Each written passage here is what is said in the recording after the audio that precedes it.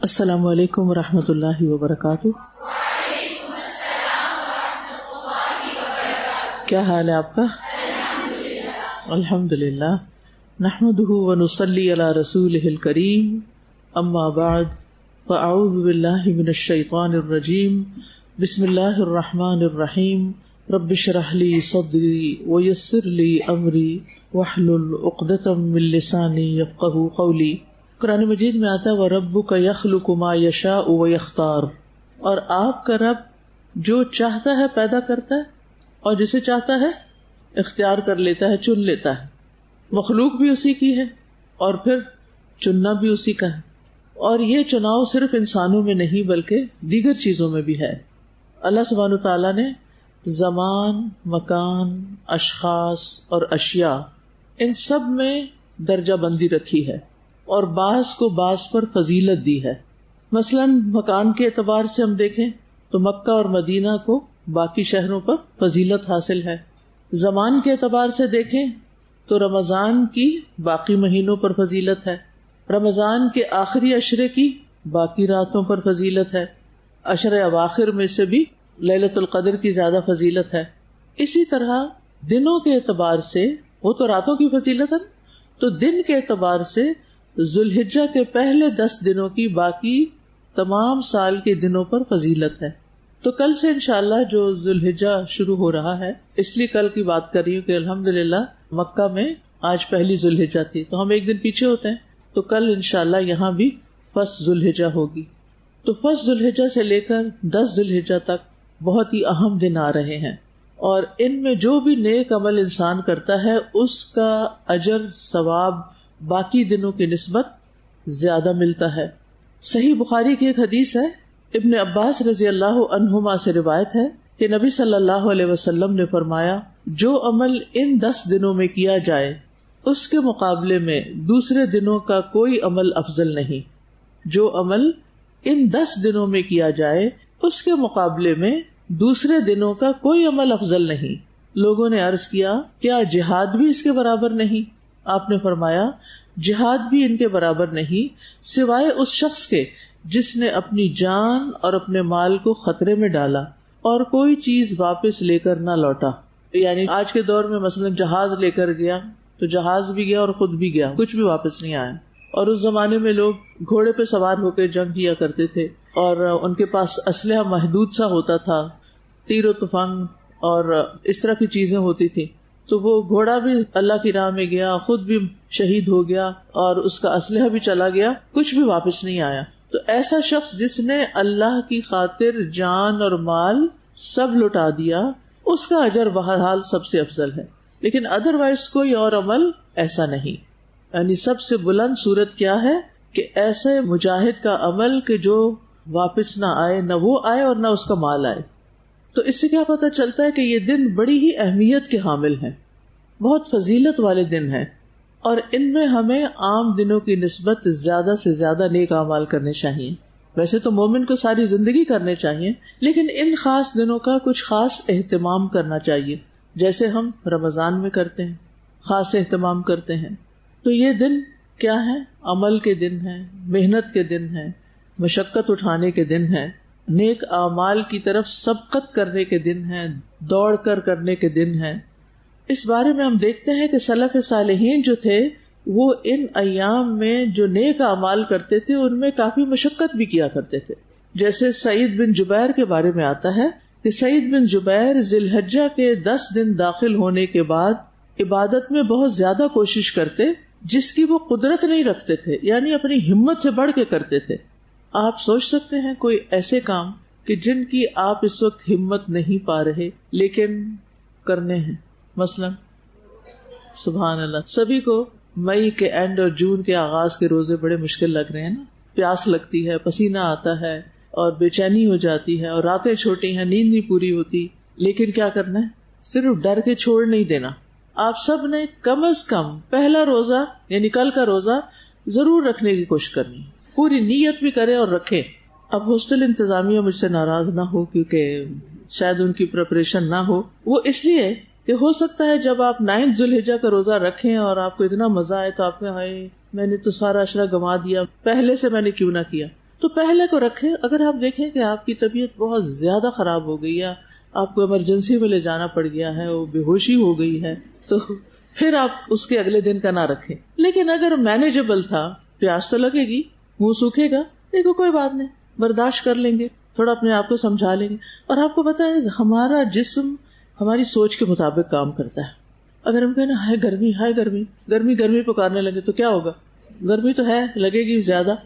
اسی طرح پیاس کرے تو پھر پیاس زیادہ لگے گی. اگر میں بھوک سے نڈھال مرنے لگی ہوں تو پھر وہ مرنے کی طرف ہی قدم اٹھیں گے. اللہ آپ کو سلامت رکھے. اور ابھی آپ نے بہت اچھے اچھے کام کرنے اور اپنی آخرت کے لیے کچھ کمانا ہے، لیکن ہمارا معیار کیا ہونا چاہیے کہ صرف وہ کام نہیں کرنا جو آسانی سے ہو جائے. کیا کرنا ہے؟ وہ کام بھی کرنا ہے جس میں مشقت اٹھانی پڑے. اب اس کے لیے میں چھوٹی سی ٹپ دے دیتی ہوں کہ پچھلے سال میں نے ایسے ہی کیا تھا. پچھلے سال جب یہ روزے آئے تو میں نے سوچا بہت لانگ دیں گے. آپ کو پتا ہے آپ کا روزہ تو 7، 10، 7:15 تک کھل جائے گا. ہمارے روزے کھلتے تھے تقریباً 8:45 بجے شام کو، پھر 9 تک. ایگزیکٹلی مجھے اب یاد نہیں کہ 9 تھا یا 8:45 تھے، لیکن کچھ ایسا ہی ٹائم تھا. اور کیونکہ وہاں پر مغرب جاتی ہے 9 سے بھی اوپر، 9:10 تک بھی چلی جاتی، اور فجر بھی ارلی ہوتی ہے. تو اب آپ سوچیں وہ کتنے گھنٹوں کا روزہ بن گیا. تو میں نے سوچا کہ جب میں یہاں تھی اور رمضان کے روزے جون میں آئے تھے تب بھی تو میں نے رکھے تھے، کیونکہ پچھلے سال یہ عشرہ سارا جون کے دنوں میں آیا تھا. تو اس سال تو چلے تھوڑا سا ارلی آ گیا، تھوڑا سا میں بھی لے رہا اور پھر آگے جون بھی ہے. تو اس میں الحمدللہ جب یہ سوچ لیا نا کہ رکھ سکتے ہیں، ہو جائے گا، تو پھر میں کیا کرتی تھی رات کو، کیونکہ آنکھ کھلنی مشکل ہوتی تھی نا، ہماری وہاں عشاء بھی لیٹ ہوتی ہے. جب آپ سوچے 9:15 بجے یا 9 بجے مغرب ہو رہی ہے تو پھر 1.5 گھنٹے کے بعد 10:30 پونے 11 تک عشاء ہوگی، تو پھر سوئیں گے کب اور پھر دوبارہ جاگیں گے، تو تھوڑا سا بیچ میں ٹائم ہوتا ہے. تو سحری پکانے اور کھانے اور وہ جنریٹ کرنے کا کوئی ٹائم نہیں تھا. تو میں سوچا اس کا کیا حل ہو. تو میں نے اس طرح کیا کہ وہ جو نبیز ہوتا ہے نا، کھجوریں بھگو کے رکھ دیتے ہیں رات کو. سب کو پتا ہے کھجوریں بھگو کے رکھیں، یہ بہت سمپل ہوتا ہے. نبی صلی اللہ علیہ وسلم کی یہ غذا تھی اور یہ بہت ہی فائدہ مند غذا ہے. تو اس میں آپ کیا ہے کہ رات کو ایک بڑا سا گلاس آپ پانی کا بھر لیں اور اس کے اندر اپنی کیپیسٹی کے مطابق 3 یا 5 یا 7 کھجوریں جو ہے وہ کھول کے صاف کر کے، کیونکہ گرمی ہے نا، کیڑے مکوڑے بھی بیچ میں اس کی جو سوسری سی ہوتی ہے وہ لگ سکتی، وہ کھول کے اس کا کیپ اتار کے اس کا بیج ڈبو دے تو بہت اچھا ہے، کیونکہ اس کے بھی کچھ اثرات ہوتے ہیں. لیکن اگر نہیں ہمت صبح بیج نکالنے کی تو پھر اس میں وہ کر لیں. اگر آپ کے پاس بلینڈر ہے جس میں آپ بلینڈ کر سکتے ہیں تو آپ اس گلاس کو ڈالیں بلینڈر میں، تھوڑا سا اس کو شیک کریں تو کیا ہوگا، وہ ایک بہت اچھا سویٹ ڈرنک بن جائے گا. تخم بالنگا پتا ہے آپ کو، تخم ملنگا جس کو کہتے ہیں وہ بھی پتا نا. تو الگ برتن میں وہ بھی بھگو دیں جتنا آپ لینا چاہیں اپنے طبیعت کے مطابق. میں تو 1 بڑا چمچ جو ہے اگر بھگو دوں تو ٹھیک ہو جاتا. اب وہ میں کیا کرتی تھی، میرے پاس اتنا ٹائم نہیں ہوتا تھا کہ میں اس کو شیک کروں. میں گلاس میں ہی چمچ پھیر پھیر کے کھجوروں کو پگھلا لیتی تھی، اسی میں تخم ملنگا ڈالی تھی اور تھوڑا تھوڑا کر کے اس کو پی لیتی تھی. میں چونکہ ڈیری نہیں لے سکتی تو دودھ نہیں لے سکتی تھی، لیکن پھر میں نے تھوڑا یہ بھی ٹرائی کیا کہ وہاں پر کوکونٹ ملک ملتا ہے تو وہ تھوڑا سا میں ڈال لیتی تھی. تو اس سے یہ ہوتا تھا کہ اتنا ریفریشنگ ہو جاتا تھا سب کچھ، اور وہ پی کے پھر تھوڑی دیر دوبارہ لیٹ جاتی تھی تاکہ تھوڑی سی نیند پوری ہو جائے. اور پھر الحمدللہ شام تک یقین کریں نہ بھوک اور نہ پیاس کچھ بھی محسوس نہیں ہوتا تھا. یہ تو میں اپنے مزاج کے مطابق اس لیے شیئر کر رہی ہوں کہ آپ کو ایک کوئی کلو ہاتھ آ جائے کہ ہم مثلاً کیا کر سکتے ہیں. کیونکہ میں روح افزا نہیں پیتی، کوئی بھی فزی ڈرنک نہیں پیتی، کوئی اس طرح کی چینی وغیرہ کی چیز نہیں لیتی، تو پھر وہ سمپل سی فوڈ ہوتی تھی اور سارا دن مزے میں گزرتا تھا. اور اس میں کوئی برف وغیرہ کچھ نہیں ڈالتی تھی، جیسے نیچرل پانی ہے ویسے ہی پی لیا. تو آپ دیکھیں اگر آپ اس طرح کی کوئی چیز کر کے روزہ رکھ لیں تو امید ہے انشاءاللہ آپ دن ٹپا جائیں گے. جیسے پنجابی میں کہتے ہیں نا، دن گزر ہی جائے گا انشاءاللہ. لیکن روزے کی وجہ سے آپ کو جو ایک سکینت اور اطمینان اور خوشی، اور پھر ساتھ یہ کہ پورے سال میں بھی میں اگر روزے رکھوں تو ان روزوں کی فضیلت کو نہیں پہنچ سکتی. اللہ کے رمضان کی فضیلت اپنی جگہ ہے، کیونکہ ان 10 دنوں میں ہر نیک عمل جو بہت فضیلت والا ہے.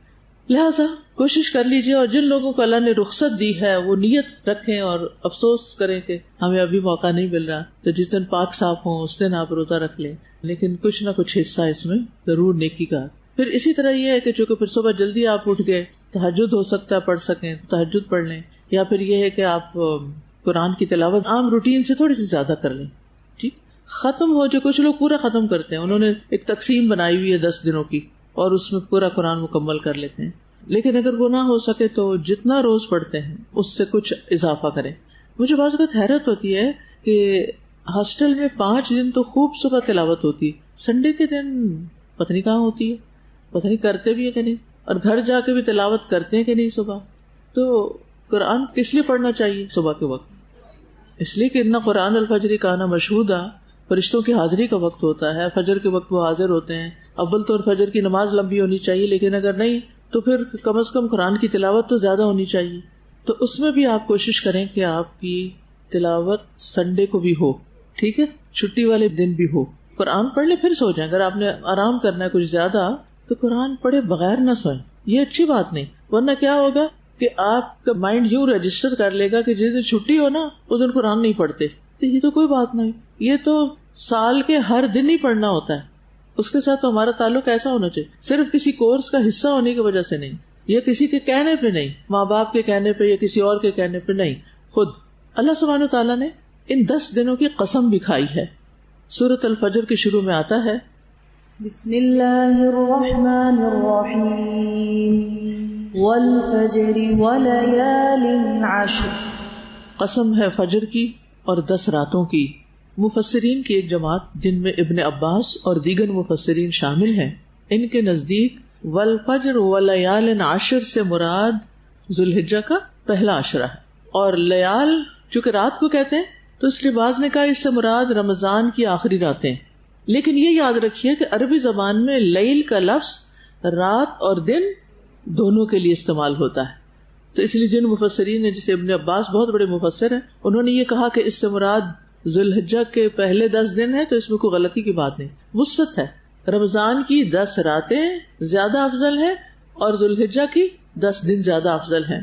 اچھا، اس میں بعض لوگوں نے پھر کمپیریزن کیا کہ ان دونوں میں سے زیادہ افضل کیا ہے. تو بات یہ ہے کہ دونوں اپنی اپنی جگہ افضل ہیں، وہ دن ہیں وہ راتیں ہیں. تو اللہ تعالیٰ نے کوئی بھی موقع نیکی کا جانے نہیں دیا. اور یہ یاد رکھیے کہ اس سے مراد ذوالحجہ کے صرف دن کا ڈے ٹائم نہیں ہے، بلکہ اس سے مراد رات بھی ہے. یعنی لیل کا لفظ دن اور رات دونوں پر استعمال ہوتا ہے. اور پھر رمضان کا بھی آخری عشرہ دن اور رات سب کو ہم انکلوڈ کر سکتے ہیں، کیونکہ اس میں اعتکاف بھی ہوتا ہے. پھر اسی طرح آپ دیکھتے ہیں کہ عرفہ کا دن بڑا فضیلت والا دن ہے. وہ کون سا دن ہوتا ہے اس عشرے کا؟ 9 کا. شاباش. حضرت عائشہ فرماتی ہے کہ رسول اللہ صلی اللہ علیہ وسلم نے فرمایا، اللہ سبحانہ وتعالی عرفہ کے دن سے زیادہ کسی دن اپنے بندوں کو دوزخ سے آزاد نہیں کرتا، اور اللہ اپنے بندوں کے قریب ہوتا ہے. پھر فرشتوں کے سامنے اپنے بندوں پر فخر کرتے ہوئے فرماتا ہے کہ یہ سارے بندے کس ارادے سے آئے ہیں. سبحان اللہ. یعنی عرفہ کا دن بڑا ہی بابرکت دن ہے. اگرچہ یہ حاجیوں کے لیے ہے بڑا خاص دن، کیونکہ الحج عرفہ، حج عرفہ کے دن ہی ہوتا ہے. اگر عرفہ کے دن عرفات کے میدان میں کوئی نہ جائے تو پھر کیا ہوتا ہے؟ حج ہی نہیں ہوتا. تو آپ دیکھیے کہ وہ دن دوزخ سے نجات کا دن ہے. اللہ تعالیٰ آپ سب کو اپنا گھر دکھائے اور عرفات کے میدان میں لے جائے اور عرفہ کی گھڑیاں نصیب کرے بخشش کی. لیکن اگر کسی وجہ سے آپ نہ جا سکیں تو آپ کیا کریں؟ اس دن اس وقت جب حاجی وہاں جمع ہے نا، آپ بھی بیٹھ جائیں کسی کوشش. وہ رو رو کے دعائیں کر رہے ہیں نا، آپ بھی رو رو کے دعائیں کریں. اور سب سے زیادہ بڑی دعا کیا ہونی چاہیے؟ لا الہ الا اللہ وحدہ لا شریک لہ لہ الملک و لہ الحمد وہو علی کل شیء قدیر. یہ تو خاص حاجیوں کے لیے. وہاں چونکہ آگ سے رہائی ہو رہی ہے ان کی، تو ہمیں بھی کیا کرنا ہے؟ آگ سے نجات مانگنی. یہ دعا اس دن آپ نے بھولنی نہیں، 9 تاریخ کو. اور آپ دیکھیے جو باتیں میں آپ کو بتا رہی ہوں یہ لیکچر میں بھی ہوں گی، کچھ انشاءاللہ تعالیٰ میرے جو چینل ہے اس پہ بھی نوٹس پوسٹ ہو جائیں گے. اور یہ جو پیمفلیٹ ہے آپ سب کے پاس ہے، جس کے پاس نہیں وہ لے لے. اور صرف اپنے لیے نہیں لے، اوروں کے لیے بھی لے، کیونکہ ہمارے عوام کو عام طور پر نہیں پتا، تو ان کی خیر خواہی بھی کرنی ہوگی کہ کس طرح ہم ان دنوں میں مزید کیا کر سکتے ہیں. تو اس میں کرنے کے کام بتائے گئے ہیں کہ نیکی کے مزید کام آپ کیا کر سکتے ہیں. پھر آپ دیکھیے کہ ان 10 دنوں میں قربانی کا دن بھی ہے جو بڑا عظیم ہے. ایک صحابی ہیں عبداللہ بن قرط، وہ کہتے ہیں کہ رسول اللہ صلی اللہ علیہ وسلم نے فرمایا، اللہ کے نزدیک سب سے افضل دن یوم النحر 10 ذی الحجہ، اور اس کے بعد یوم القر یعنی 11 ذی الحجہ. یعنی 10 افضل ہے اور پھر اس کے بعد اس سے کم یوم القر ہے. اور عرفہ کی تو اپنی اہمیت ہے. ان دنوں میں یوم الترویہ بھی ہے، جس میں حاجی حج کے اعمال کا آغاز کرتے ہیں، حج کے لیے جاتے ہیں، مکہ سے نکل کر مینا کی طرف جاتے ہیں. تو بہرحال خلاصہ یہی ہے کہ راتوں کے اعتبار سے رمضان کی راتیں افضل ہیں اور دنوں کے اعتبار سے یہ دن افضل ہیں. تو ان دنوں میں خاص طور پر اللہ کا ذکر کرنا ہے. ٹھیک ہے، یعنی یہ حاجیوں کے لیے بھی ہے اور غیر حاجیوں کے لیے بھی ہے. سورۃ الحج کی آیت نمبر 28 میں آتا ہے لِيَشْهَدُوا مَنَافِعَ لَهُمْ وَيَذْكُرُوا اسْمَ اللَّهِ فِي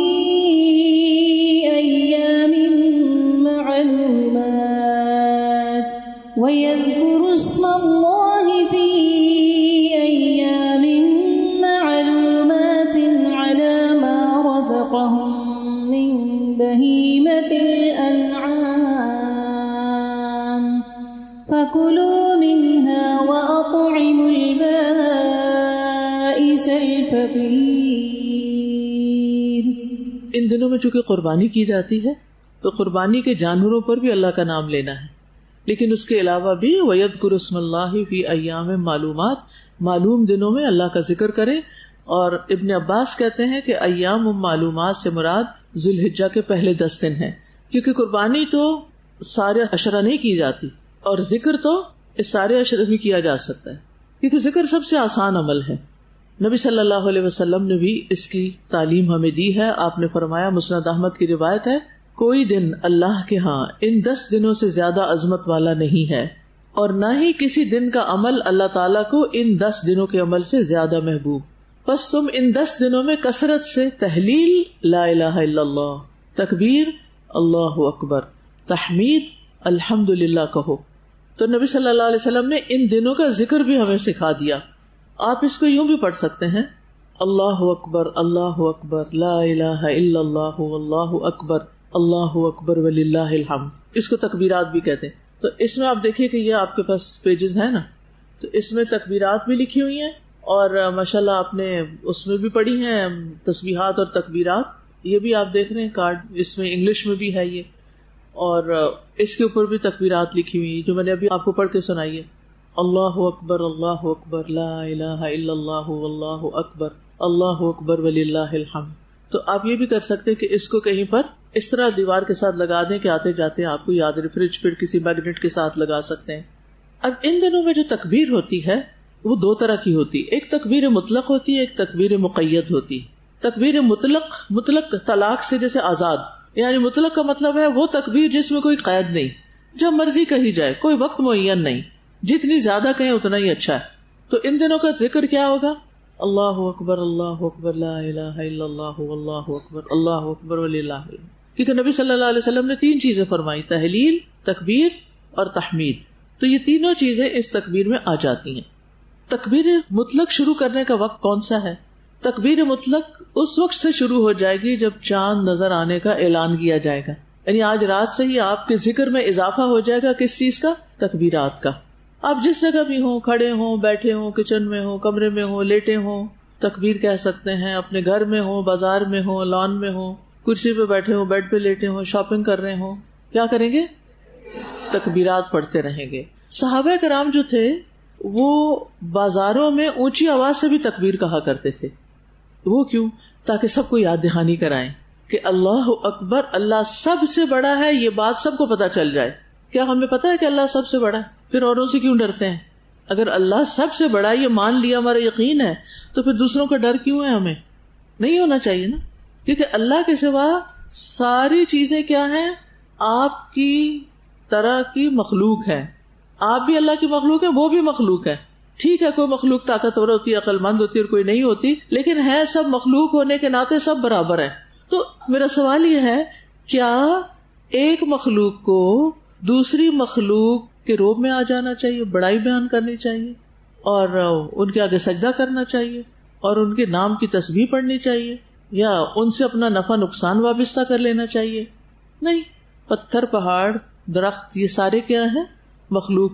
اور انسان کیا ہے؟ مخلوق. تو اگر کوئی شخص درخت کو خدا مان لیتا ہے یا پتھر کو مان لیتا ہے تو وہ کیا کر رہا ہے؟ شرک تو کر رہا ہے، لیکن بہت ناسمجھی کا ثبوت دے رہا ہے. یہ کتنی عجیب بات ہے نا، مخلوق کے آگے جھکے. تو اس جملے پہ غور کیجیے. مخلوق کے لیے جائز نہیں کہ مخلوق کے آگے جھکے. مخلوق کے لیے کیا پسندیدہ، کس کے آگے جھکے؟ اللہ سبحانہ تعالیٰ کے آگے جھکے. کون ہے اللہ؟ اللہ اکبر، وہ جو سب سے بڑا ہے، سب سے بڑا، اس سے بڑا کوئی بھی نہیں. لہذا ان دنوں میں کرنے کا کام کیا ہے؟ ساری دنیا کو پیغام دینا ہے. کس بات کا؟ اللہ اکبر کا، کہ اللہ سب سے بڑا ہے. اچھا آپ دیکھیے کہ یہ پیغام ہم کب دے سکیں گے؟ جب ہم خود اپنی عملی زندگی میں اللہ سبحانہ تعالیٰ کو سب سے بڑا سمجھتے ہو. آپ دیکھیے کچھ لوگوں نے لوگوں کو بڑا بنا رکھا ہے. کیا نام دیتے ہیں؟ وہ بڑے لوگ ہیں، کہتے ہیں نا بڑے لوگ. کس سے بڑے بھائی؟ ہم سے بڑے؟ کس سے بڑے؟ کس لحاظ سے آپ ان کو بڑا کہہ رہے ہیں؟ عام طور پہ کیا وجہ ہوتی ہے؟ مال. واقعی مال کی وجہ سے آپ دوسروں کو بڑا کہہ رہے ہیں. آپ ان کو کیا کہیں؟ مالدار لوگ ہیں. فلاں کون ہے؟ مالدار ہے، اللہ نے اس کو مال بہت دیا ہے، بس ٹھیک ہے. لیکن یہ کہنا کہ وہ بڑے لوگ ہیں اور آپ نے ان کو بڑا مان لیا اور آپ ان سے ڈر کے بیٹھ گئے اور آپ ان کے اطاعت گزار ہو گئے اور آپ نے اپنی عقل استعمال کرنا چھوڑ دی، تو یہ غلط ہے. اور کیا کہتے ہیں ہم؟ اکابر. ایک اور ٹرم بھی ہے اکابر، اور وہ عام طور پر ان کے لیے استعمال ہوتی ہے جو علم میں بڑے ہوتے ہیں. اکابر علماء، علم میں بڑے بڑے لوگ. چلیے پہچان کے لیے آپ کہہ سکتے ہیں فلاں علم میں دوسرے سے بڑا ہے، لیکن پھر آپ ان کو خدائی کا درجہ دے دیں اور اللہ سبحانہ تعالیٰ کے احکامات پیچھے چھوڑ دیں اور ان کی ہر بات آنکھیں بند کر کے مان لیں. کیا کسی مخلوق کو یہ درجہ دیا جا سکتا ہے کہ ان کو اتنا بڑا مان لیا جائے کہ پھر ان کے مقابلے میں اللہ کی بات بھی چھوٹی ہو جائے؟ یہ جو ہمارے یہاں فرقہ پرستی شروع ہوئی ہے نا، یہیں سے یہ بلا شروع ہوئی ہے کہ اپنے لیڈرز کو، ریلیجس لیڈرز کو اتنا بڑا مان لیا گیا کہ بس پھر وہ کسی چیز کو سیاہ کہیں تو وہ سیاہ ہو گئی، سفید کہیں تو سفید ہو گئی، اور اپنی عقل ادھار دے دی کسی کو. تو ہمیں اللہ تعالیٰ کو سب سے بڑا ماننا ہے. اور ان دنوں میں جو سبق سیکھنا ہے نا، جو عملی زندگی میں ہمارے چینج آنا چاہیے، وہ کیا آنا چاہیے؟ اللہ سب سے بڑا ہے. اس میں ایکٹیویٹی آپ گھر میں کیا کر سکتے ہیں؟ مثلاً اپنے ہی بچوں کے ساتھ کیا ایکٹیویٹی کر سکتے ہیں؟ کیونکہ اس عشرے کا میسج اللہ اکبر ہے. ٹھیک ہے، اپنے بچوں کو بتائیں گے اللہ بڑا ہے تو کیوں بڑا ہے، اور ان کو سمجھائیں گے، تکبیرات لگائیں گے، مطلب بتائیں گے، اور اس کے ساتھ ساتھ اللہ تعالیٰ کی بڑائی کو مختلف طریقے سے واضح کریں گے. کیونکہ جس کے دل میں اللہ کی بڑائی اور اللہ کی عظمت آ جاتی ہے، پھر اس کا تو عمل بدل کر ہی رہتا ہے. وہ ہر کام کس کے لیے کرتا ہے؟ سب سے بڑے کے لیے.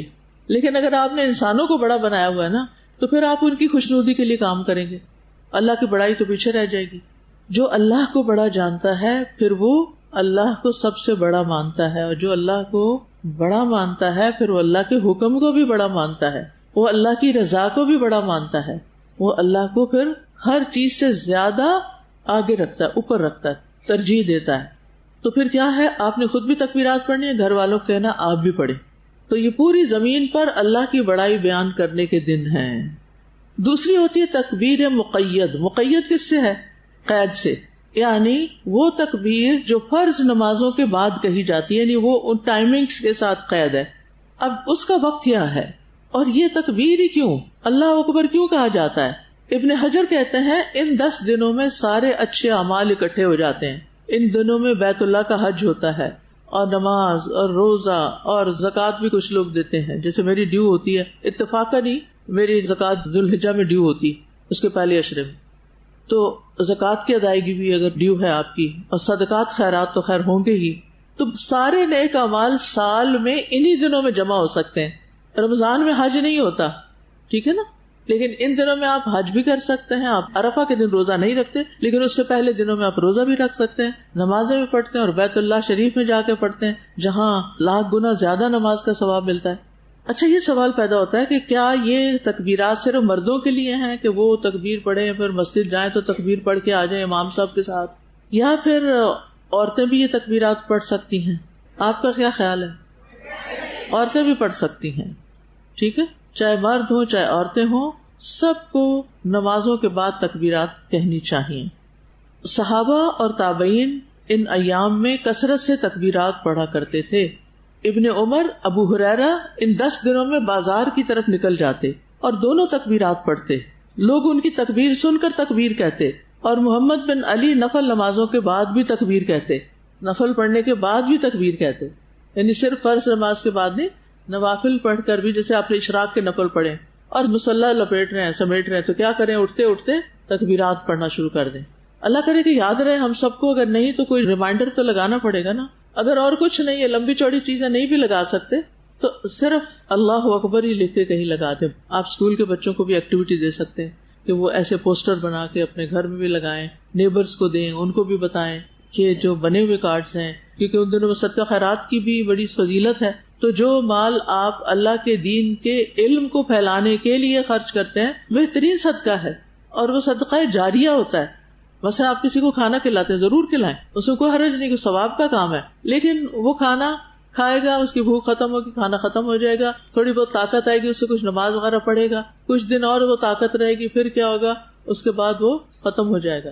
لیکن علم پر جب تک کوئی عمل کرے گا وہ آپ کے لیے صدقہ جاریہ بنا رہے گا.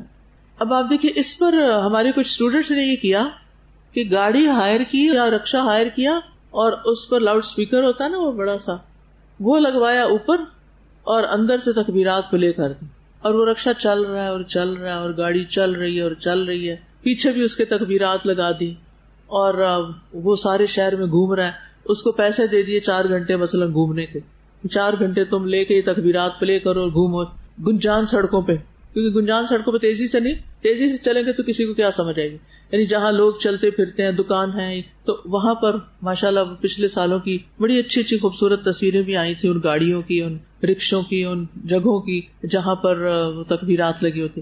کیا ہمارے ملک میں لوگ اپنی دکانوں پر میوزک وغیرہ کوئی پلے کرتے ہیں؟ سب کو پتہ نہ کرتے ہیں, ہر جگہ میوزک ہے. کیا کرنا ہے, لوگوں کو ریپلیس کروانا ہے. ٹھیک ہے, آپ ان کے ساتھ لنک شیئر کریں تکبیرات کا, حرم کی تکبیرات, اتنی ورائٹی ہے ماشاءاللہ تکبیرات کی. کئی تکبیرات تو گھنٹے گھنٹے کی ہیں, بس وہ لگا چھوڑیں اور گھنٹہ بھر بھول جائیں آپ, اور ساتھ ساتھ پڑھتے رہیں, گھر کے کام کاج کرتے رہیں, وہ گھر گونجتا رہے تکبیرات سے, بازار گونجتے رہے تکبیرات سے, دکانیں گونجتی رہیں تکبیرات سے, مساجد گونجتے رہیں تکبیرات سے, حتیٰ کہ آپ کو یقین آ جائے کہ اللہ اکبر. اب یہ آپ کے لیے ہے کہ آپ کیا کرتے ہیں, کیسے کرتے ہیں, آپ کے پاس کیا کیپیسٹی ہے.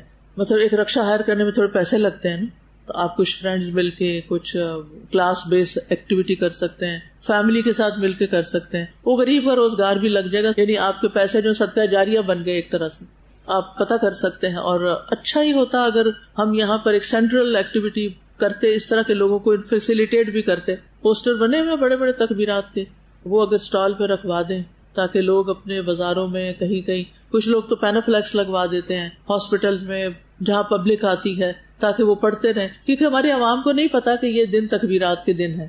تو صحابہ کے طریقے پہ چلے نا, کہ ہم عورتیں تو خیر بازار میں اونچی آواز سے نہیں پڑھ سکتے, آپ اپنے بچوں کو تیار کر سکتے ہیں. کچھ خواتین یا کچھ ہماری اسٹوڈینٹ جو بچوں کی کلاسز لیتی ہیں نا, ناظرہ پڑھاتی ہیں, کچھ آپ میں سے جو ناظرہ پڑھا رہا ہے, جن کے پاس بھی بچے پڑھ رہے ہیں, ایون اکیڈمی میں پڑھا رہے ہیں, ٹیوشن پڑھنے آ رہے ہیں, ان بچوں کو سکھا کے انہیں کہیں یہاں سے گھر جاتے ہوئے لائن بناؤ, تکبیرات پڑھتے جاؤ.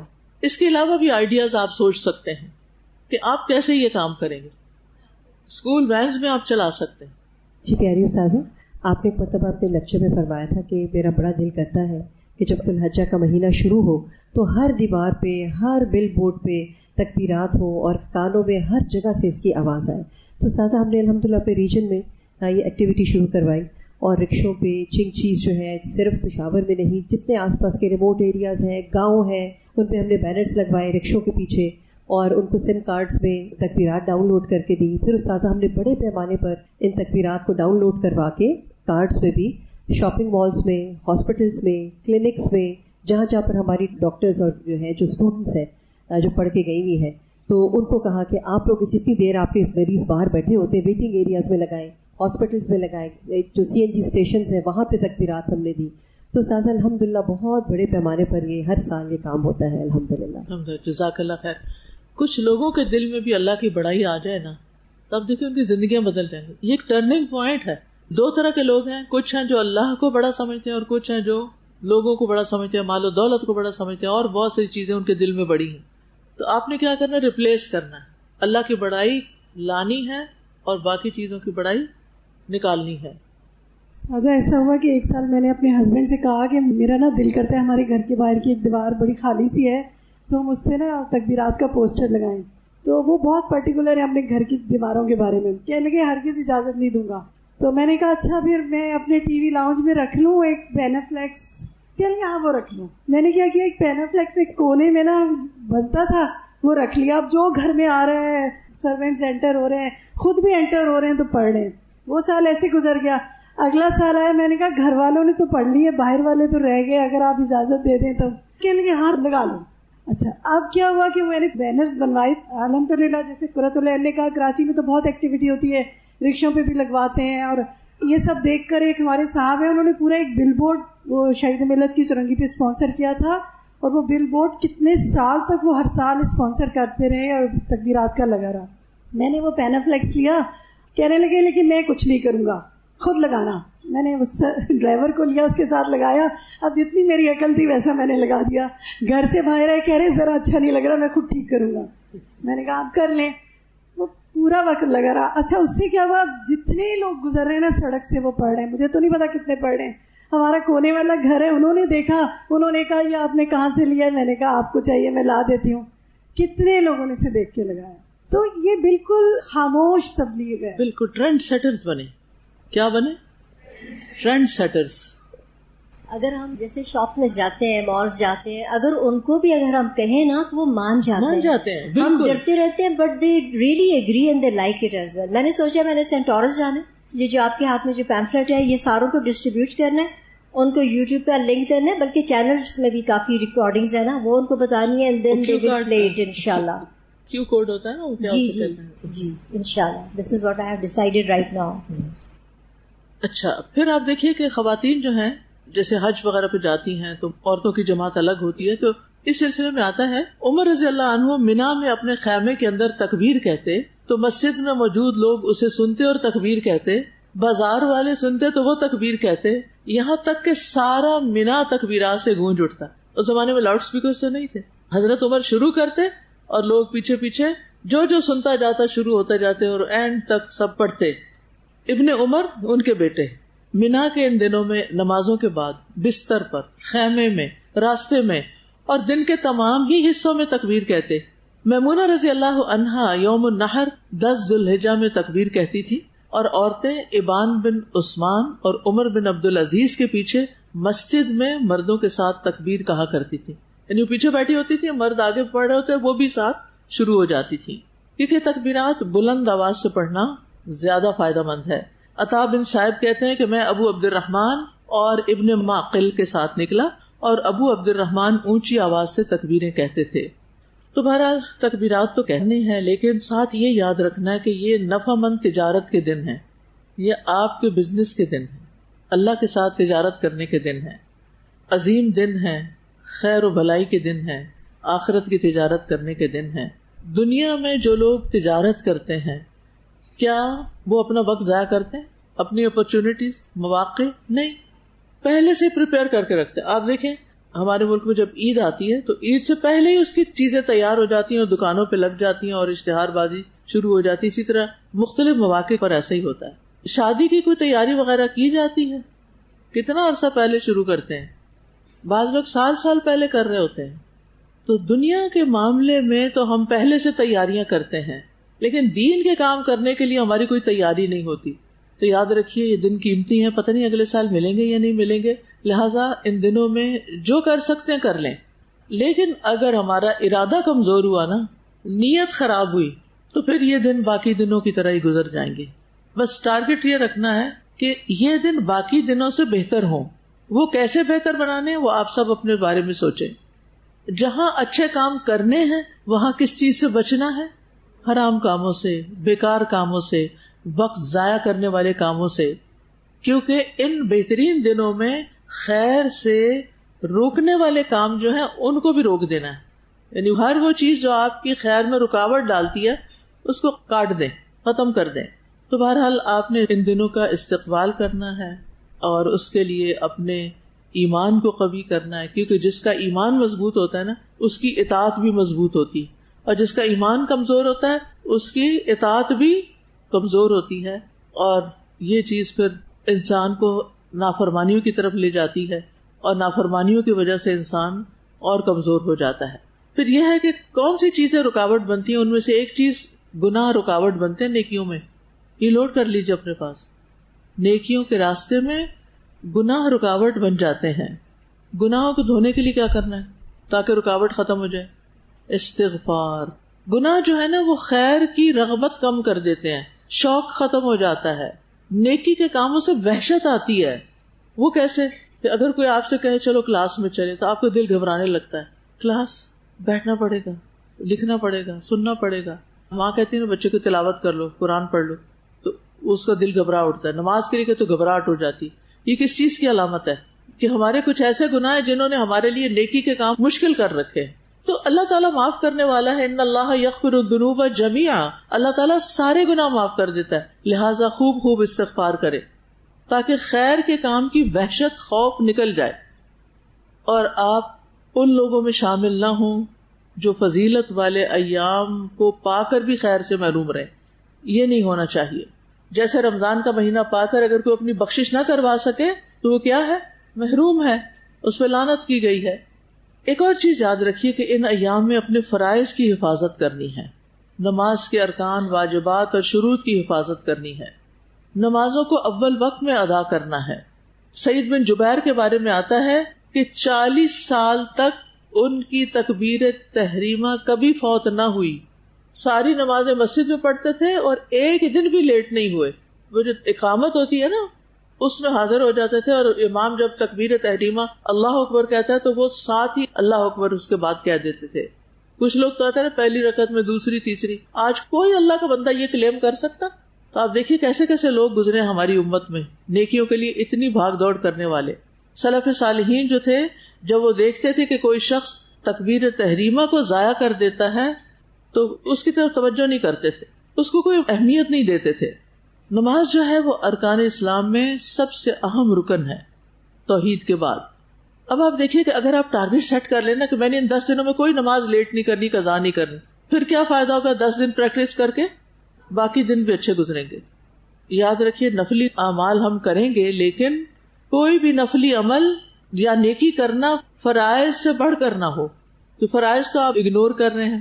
پہلے فرائض کا اہتمام کریں پھر نفلی عبادات کریں کیونکہ فرائض سے اللہ کا قرب ملتا ہے. حدیث میں آتا ہے میرا بندہ کسی چیز سے میرا قرب حاصل کرتا رہتا ہے اور کوئی عبادت مجھ کو اس سے زیادہ پسند نہیں جو میں نے اس پہ فرض کی. میرا بندہ فرض ادا کرنے کے بعد نفل عبادتیں کر کے مجھ سے اتنا قریب ہو جاتا ہے کہ میں اس سے محبت کرنے لگ جاتا ہوں. تو بہرحال اگر آپ کے لیے پاسبل نہیں ہو رہا، اپنے اوپر قابو نہیں پا رہے اور نمازیں وقت پہ نہیں ہو رہی تو اللہ سے مدد طلب کریں، اللہ کو پکاریں کہ اللہ تعالیٰ میری یہ کمزوری دور ہو جائے، میری یہ غلطی دور ہو جائے، میری یہ مشکل دور ہو جائے. اور اللہ سبحانہ تعالیٰ تو شاہ رگ سے بھی زیادہ قریب ہے. پھر یہ کہ ان دنوں میں روزوں کا اہتمام، جس پر پہلے بھی بات ہوئی، خاص طور پر 9 ذی الحجہ کا روزہ. اگر آپ سارا عشرہ روزہ نہیں رکھ سکتے، عید کے دن تو ویسے ہی نہیں رکھنا، تو 9 تاریخ کا ہی رکھ لیجئے. اس کا کیا فائدہ ہے؟ رسول اللہ صلی اللہ علیہ وسلم نے فرمایا یوم عرفہ کے روزے کے بارے میں کہ میں اللہ سے امید کرتا ہوں کہ وہ گزشتہ 1 سال اور آئندہ 1 سال کے گناہوں کا کفارہ ہو جائے. ایک روزے کا اتنا بڑا اجر و ثواب ہے. اچھا، عرفہ کے دن روزہ نہ رکھنے کی بات ہے، وہ کیوں؟ یعنی حاجیوں کے لیے. غیر حاجی جو یہاں ہے وہ تو رکھ سکتے ہیں. اس کا ثواب پتہ ہے آپ کو؟ عرفہ کے دن روزہ رکھنے کا کیا ثواب ہے؟ 2 سال کے گناہ معاف ہو جاتے ہیں، ایک پچھلے سال کے اور ایک اگلے سال کے، لیکن معافی مانگنی پڑتی ہے. ٹھیک ہے. ان دنوں میں قربانی بھی کی جاتی. قربانی کے بارے میں یہ ایک بہت خوبصورت پمفلٹ ہے، عید الاضحیٰ اور قربانی. اگر آپ کے پاس ہو تو آپ لوگوں کو قربانی کے بارے میں مسائل بتا سکتے ہیں. اس کے علاوہ یہ حج بیت اللہ انگلش اور اردو دونوں میں ہے. یہ حاجیوں کو بھی دے سکتے ہیں اور خود بھی آپ پڑھ سکتے ہیں، شاید آپ کے کورس کا حصہ بھی ہے. یہ حج اور عمرے کے درمیان پڑھی جانے والی مصنون دعائیں ہیں. یہ بھی بہت عمدہ چھوٹا سا کتابچہ ہے. چونکہ ان دنوں میں حج ہوتا ہے نا تو ہر ایک کی خواہش ہوتی ہے کہ اس کو حج کا موقع ملے. تو نبی صلی اللہ علیہ وسلم کے ذریعے ہمیں پتا چلا کہ 9 تاریخ کا روزہ جو ہے وہ 2 سال کے گناہوں کا کفارہ ہے. اچھا، جہاں تک قربانی کا تعلق ہے تو حاجی بھی قربانی کرتے اور غیر حاجی بھی. اچھا، بعض لوگ کہتے ہیں ہم حج پہ جا رہے ہیں تو کیا پیچھے بھی قربانی کریں؟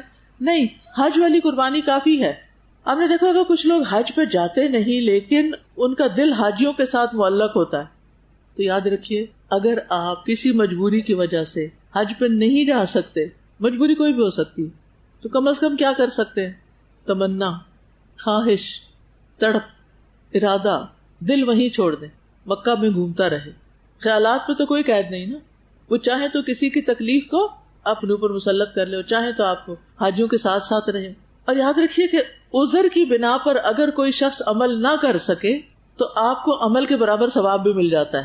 مثلا آپ کے پاس پیسے بھی ہیں، صحت بھی ہے، آپ حج پہ جا سکتے ہیں، لیکن محرم کوئی نہیں، لیکن ساس سسر اجازت نہیں دے رہے، یا کوئی اور ایسا مسئلہ آ گیا، یا بیمار پڑ گئے، یا کسی کا اسپاؤس فوت ہو گیا، کئی وجوہات بن جاتی ہیں اچانک.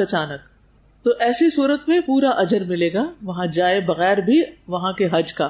کیونکہ جو شخص نیکی کی رغبت رکھتا ہے، شوق رکھتا ہے، پھر وہ کسی خاص وجہ سے نیکی کر نہیں سکتا، تو پھر کیا ہوتا ہے؟ اس نیکی کا اس کو اجر ملتا ہے. لہذا ہمیں ہمیشہ نیکی کے کاموں کی رغبت اور محبت رکھنی چاہیے. ان دنوں کی فضیلت اس لیے بھی ہے کیونکہ اس میں نماز، روزہ، صدقہ، حج اور قربانی جمع ہوتے ہیں. تو قربانی کرنے کا اپنا اجر ہے. نبی صلی اللہ علیہ وسلم تک جتنے بھی پیغمبر آئے سب کی شریعتوں میں قربانی کا کانسیپٹ رہا.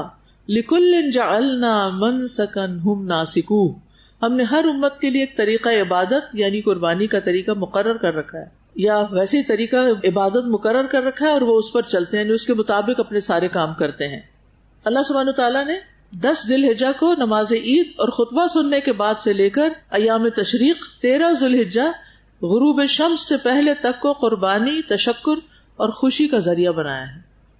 قربانی کا لفظ کس سے نکلا ہے؟ قرب سے. قرب کس کو کہتے ہیں؟ قرب چاہیے، اللہ کا قرب چاہیے، نیئرنس. رب ابن لی عندک بیتا فی الجنہ. تو بہرحال اس پیمفلٹ میں قربانی کے احکام بھی ہیں اور کافی تفصیل سے اس میں چیزیں بیان کی گئی ہیں، یہ بھی آپ دوسروں کے ساتھ شیئر کر سکتے ہیں. پھر آپ نے اپنے اوقات کی حفاظت کرنی ہے، وقت کی حفاظت کرنی ہے. کل بھی میں نے کہا تھا نا، جو شخص 3 چیزوں کی حفاظت کرتا ہے وہ کامیاب ہو جاتا ہے. وہ کون سی 3 چیزیں؟ Time, energy and resources. یہ 3 چیزیں اگر آپ نے حفاظت سے استعمال کی تو ترقی کی راہیں کھلتی چلی جائیں گی.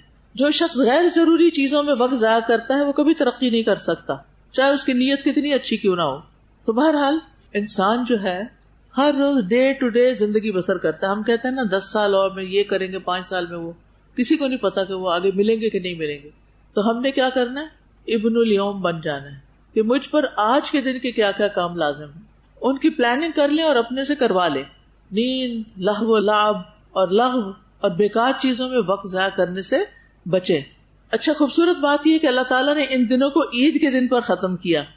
جیسے رمضان میں سارا مہینہ روزے رکھتے، پھر کیا ہوتی ہے؟ عید. تو اسی طرح 10 ذی الحجہ میں بھی روزے رکھے اور آخری دن عید. سلف صالحین جو تھے وہ عید کے دن ایک دوسرے کو اعمال کی قبولیت کی دعا دیتے تھے. وہ دعا آتی ہے کسی کو؟ شاباش، تقبل اللہ منا ومنکم. بالکل.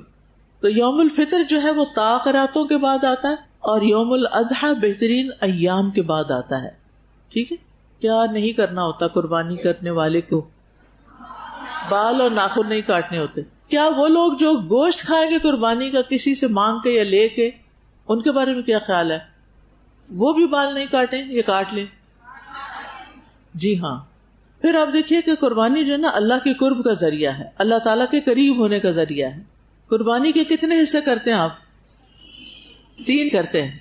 ثلث لنفسہ، ثلث لجیرانہ، ثلث للفقراء. تیسرا حصہ یعنی 1/3، جیسے 10 میں سے 3 روپے کچھ سم تھنگ، وہ کس کے لیے ہے؟ اپنے لیے گھر رکھ لو. اور پھر تیسرا پڑوسیوں کے لیے، جس سے ملنا جلنا ہو ان کے لیے رکھ لو. اور باقی تیسرا حصہ فقراء کے لیے. پھر عید کی نماز کا اہتمام کرنا ہے آپ نے. یہ ایک دفعہ بھی نہیں کہنا ہاں بور ہو رہی ہوں. آج کے بعد آپ نے عید کے دن کو بور نہیں کہنا. کیوں؟ اس لیے کو خوشی کا دن ہے. نبی صلی اللہ علیہ وسلم نے اس کو خوشی کا دن بتایا ہے، اس لیے اس دن خوشی منانا بھی کیا ہے؟ عبادت ہے، اجر کا باعث ہے. اور اس میں آپ دیکھیے کہ جب آپ اللہ تعالیٰ کے احکامات میں چلیں گے نا اور اللہ سے ملاقات کریں گے تو اس وقت اصل میں آپ کو خوشی ہوگی. وہ خوشی شاید دنیا میں نہیں مل سکتی. وآخر دعوانا ان الحمد للہ رب العالمین. سبحانک اللہم وبحمدک اشہد ان لا الہ الا انت استغفرک واتوب الیک. السلام علیکم ورحمۃ اللہ وبرکاتہ.